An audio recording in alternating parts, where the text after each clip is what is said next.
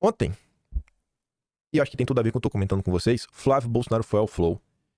Eu fiquei extremamente feliz com a participação do Flávio. Eu não conhecia esse lado do Flávio. Eu realmente estou de cara. Eu estou de cara. Eu sempre tinha uma visão que, para muitos assuntos, o Flávio era boca aberta. Muitos assuntos eu sentia que ele era boca aberta. E aí ele pôde explicar ontem sobre tudo, cara. Até questões ideológicas. Eu falei, nossa, velho. O bicho é ligeiro. E ele colocava assim as coisas de uma forma que eu falei, bicho, como ele consegue ser simples, falar na língua que o afegão médio compreende, sabe? Sem usar muito termo, muita adjetivação. Teve uma fala que o Igor perguntou que eu falei, meu Deus do céu, obrigado, Deus. Custava que esse tipo de fala, esse tipo de postura, tivesse sido colocada na prática aí já há anos atrás, porque o desgaste que a direita sofreu por causa disso é até hoje. 2025 o povo ainda tá reclamando, mas ia lavar togas, que tivesse a lavar toga, pipipi, popopô, ppp. Eu tô falando, gente, os deputados parlamentares, eles têm que ajudar na educação do povo, tem que ajudar o povo a se educar, tem que politizar as pessoas. O que é que o Flávio vai fazer ontem? Politizar as pessoas. Vamos ouvir o Flávio falando da CPI da Lava Toga. Eu amei esse recorte. Foi um dos melhores momentos. Depois da parte que ele fala que ele não é Bolsonaro. E ele vai explicando a diferença do lugar de fala, ele dá capaz de falar mais coisas que uma pessoa normal, porque Bolsonaro viveu, tem história, né? Esse pode falar muita coisa e não tentem ser igual a Bolsonaro. O filho tá falando, eu não tento ser igual a ele, eu não tenho a vivência que ele tem pra eu querer me igualar a Bolsonaro, pra chegar um monte de gente aí do nada e já querer começar a imitar o mito. Não é assim que funciona. Mas vamos ouvir aqui. Qual o presidente da República que quer confusão com o Supremo? Bom, idealmente, né? Então a gente tinha ainda ali alguns degraus a serem escalados para tentar evitar de chegar num ponto de porrada total de frente com o Supremo, né? Eu sempre fiz aquilo que meu pai determinou. Como é que é a minha relação com ele, Igor? Eu discordo de alguma coisa, eu tento convencê-lo do contrário, ele tenta convencer que não. Enfim, resumindo, eu posso até não estar convencido, mas no final eu vou fazer o que ele manda. E vai ser sempre assim, inclusive nesse momento agora, eu vou fazer o que ele mandar. Então, assim, essa CPI da Lava Toga, a gente naquela época já não tinha maioria no Senado. A gente não tinha maioria no Senado. Isso interfere na divisão de cadeiras. Depois veio a CPMI da Covid, você viu que show de horrores que foi, num palco político, uma disputa política total, a gente sem os votos necessários para trazer a verdade para dentro da CPMI. A gente está falando do momento de CPI de Lava Toga, que era anterior a esse ainda. Você imagina, quem é ser o presidente da CPI? A Soraya Tronic? Quem é ser o relator? O Randolfo Rodrigues? É essa CPI que as pessoas ficam cobrando que fosse algum resultado para botar lá sentado no banco dos réus ali na CPI o Alexandre de Moraes? Qual a chance real disso acontecer? E ainda que isso acontecesse, qual seria o resultado prático disso? Cara, era capaz do PT entrar com a habeas corpus no Supremo e fechar a CPI e eles dizendo que eles estão defendendo a democracia e a gente querendo causar confusão institucional. Então, assim, o mundo real ali dentro da política que a gente conhece, eu sei que eu não tenho cara, mas eu tô indo para 23 anos de política já. Eu tô nessa seara desde que eu tenho 21 anos de idade, como deputado no Rio de Janeiro. Então a gente aprende um pouquinho como é que funciona a realidade. Então esse é um falso argumento, é uma falácia das pessoas que estavam defendendo essa CPMI, como se fosse solucionar todos os problemas. Não ia solucionar, ia agravar mais a situação. Pois é, né? Custa explicar para as pessoas como é que funciona a política. Tantos problemas teriam sido evitados. Flávio falou. Ele começa falando do caso do Ramagem. Falou muito bem. Explicou pro Igor. Cara, a entrevista foi muito boa. Foi absurdamente boa. Até porque o Igor, ele deixa as pessoas falar. E o Igor não é uma pessoa letrada. Então, o Igor faz aquelas perguntas que as pessoas comuns querem saber. Mas foi muito boa a entrevista. Eu recomendo a vocês, sabe? Eu venho elogiando muito o Eduardo, mas eu acho que essa entrevista do Flávio conseguiu ser melhor do que basicamente todas as entrevistas que o Eduardo deu recentemente. Foi absurdamente boa. Eu estou absolutamente surpreso, de maneira extremamente positiva. Depois ele fala CPI da Lava Toga. Ele também fala sobre problemas por conta de aliados mal intencionados, né?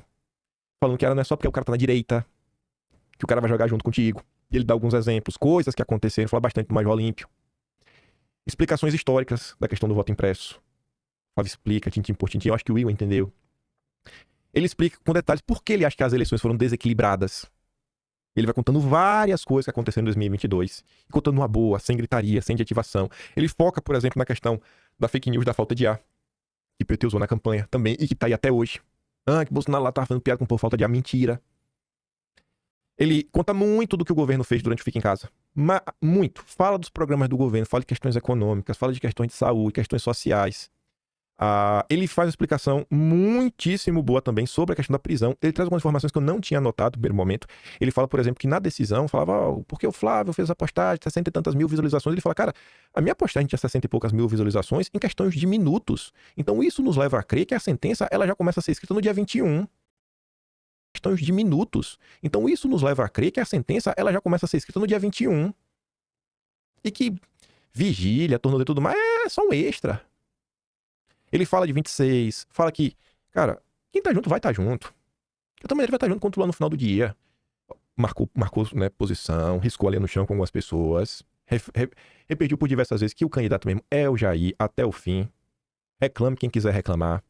Falou pra ninguém vir tentar copiar o Bolsonaro, que Bolsonaro, pessoal, é único. E realmente é único, gente. A forma como a história de Bolsonaro foi sendo construída ao longo dos anos, ninguém vai copiar, não adianta. Não tentem criar um novo líder de massas. E se essa fórmula existisse, a esquerda já tinha feito. O regime já tinha feito. Fala muito bem sobre o tarifaço, desmente inúmeras coisas que levantaram sobre Eduardo. Cara, tá maravilhosa essa entrevista do Flávio Bolsonaro. Eu nunca tinha visto esse outro lado do Flávio Bolsonaro. Sério, eu estou muito surpreso. Positivamente surpreso. Pra corroborar o que eu tô falando com vocês, da necessidade de riscar o chão, sabe? Politizar as pessoas, não deixar que mentiras sigam crescendo. Olha como é que funciona mais uma vez o bate-bola. Eu amei esse comentário do Eduardo, né? Óbvio que ele tá aqui por causa disso. Vem lá o Space Intergaláctico, urgente, tudo é urgente, né? Flávio Bolsonaro disse que foi feito um acordo com a Colômbia do Gomorra pra pautar anistia, mas não foi cumprido, bababá, pipipi, foi negociado. Aí vem o Constantino. Então, acordos com certos tipos costumam acabar mal mesmo na intradição. Aí Eduardo vem com o pé no peito. Ô, prezado, qual era a outra alternativa que nós tínhamos? Eu vou te mostrar a resposta completa para Eduardo. Mas diante da resposta que você vai ver agora, o Constantino não tem resposta. É um dilema, de fato, né? É um dilema. Realmente eu não tenho respostas para dar.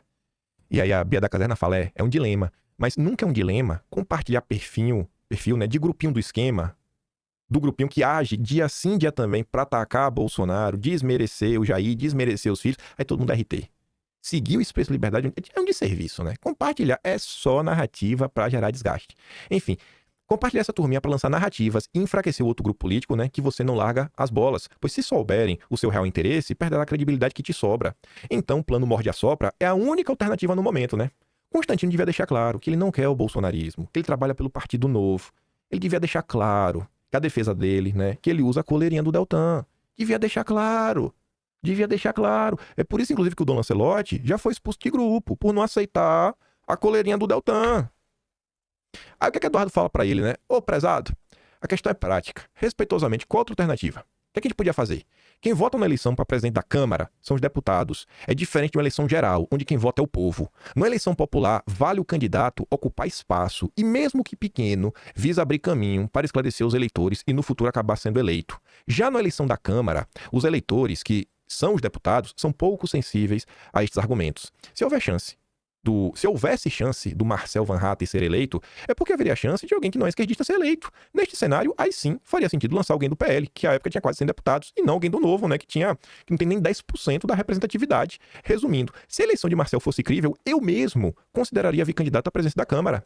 Mas o PL havia muito a perder para apenas lançar uma candidatura que não convenceria ninguém e que, ainda que pudesse convencer um ou outro deputado com um discurso, verificaria um novo Congresso em 27 para colher, né, os louros desta tática. Não ter 4 presidências de comissões significa mais do que perdê-las. Significa dar ainda mais espaço para a esquerda e centro, mais cargos, mais tempo de fala, mais assessores, consequentemente mais microfone da imprensa e assim por diante. O Novo não perdeu nada lançando candidato, pois sua bancada de deputados é tão baixa que eles nem entram na possibilidade de pegar uma dessas presidências de comissões. Assim foi fácil jogar limpinho e deixar o desgaste para quem realmente se arrisca para fazer o certo, o possível. Se estivéssemos pensando em nossos próprios umbigos, em ficarmos limpinhos e ter ido com Marcel Van Hatten, teríamos perdido tudo e teríamos ficado sem nenhuma comissão. E muitos, né, os que hoje, não estou falando que é você, nos criticam por termos apoiado essa eleição, estariam dizendo que se nós estivéssemos, né, com as comissões, ao menos teríamos mais meios nesta batalha, já tão desfavorável para a direita.